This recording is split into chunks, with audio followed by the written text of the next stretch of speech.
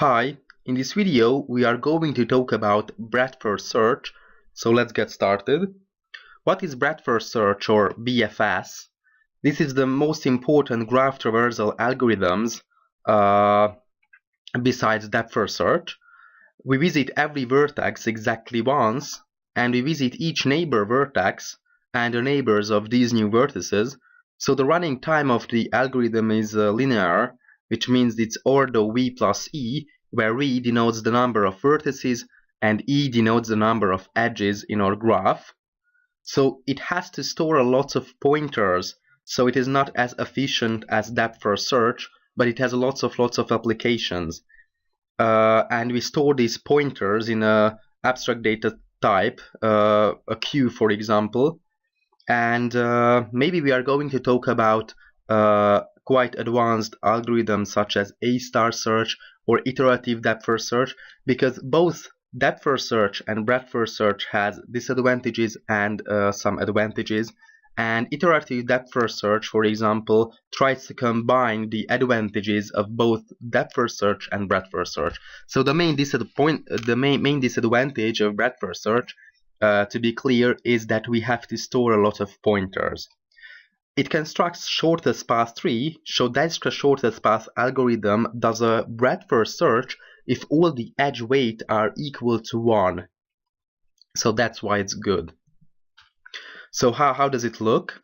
We start at the root node, for example, but it's very important to consider that the graph is not always has a tree structure. So if it has several edges and lots of vertices, and each vertices are connected, then we can use breadth-first search, not just for tree-like structures.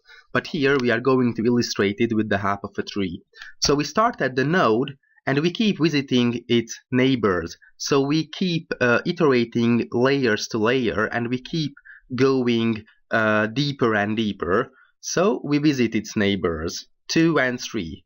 And then we store the references for 2 and node 3. In this case, node 3 doesn't have any children, so we keep going further down and visit the left and right children of 2.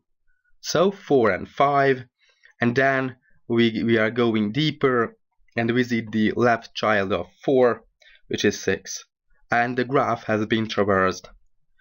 So breadth-first search in artificial intelligence and machine learning, it can prove to be very important. This graph traversal algorithm, because robots can discover the surrounding more easily with breadth-first search than depth-first search. As you will see, depth-first search tries to go as deep as possible on the first time, and if you consider the fact, for example, we want to visit, we are at London and we want to get to Paris, so we want to traverse the graph, and depth-first search may go through Tokyo, for example. It's go very far away from the destination before reaching Paris. If you are familiar with the location of these capitals, it's not so efficient to use in these kinds of situations depth-first search. It is also very important in maximum flow problems. For example, the Edmonds-Karp maximum flow algorithm uses breadth-first search for finding augmenting path. Not so important. And the KN algorithm in garbage collection, for example, the Java garbage collection relies heavily on this algorithm. It's similar to mark and sweep garbage collection procedure. It helps to maintain the active references, and it uses breadth-first search to detect all the references on the heap memory. So sometimes it's very important, unlike the fact that it is very memory consuming. Okay, so thanks for watching.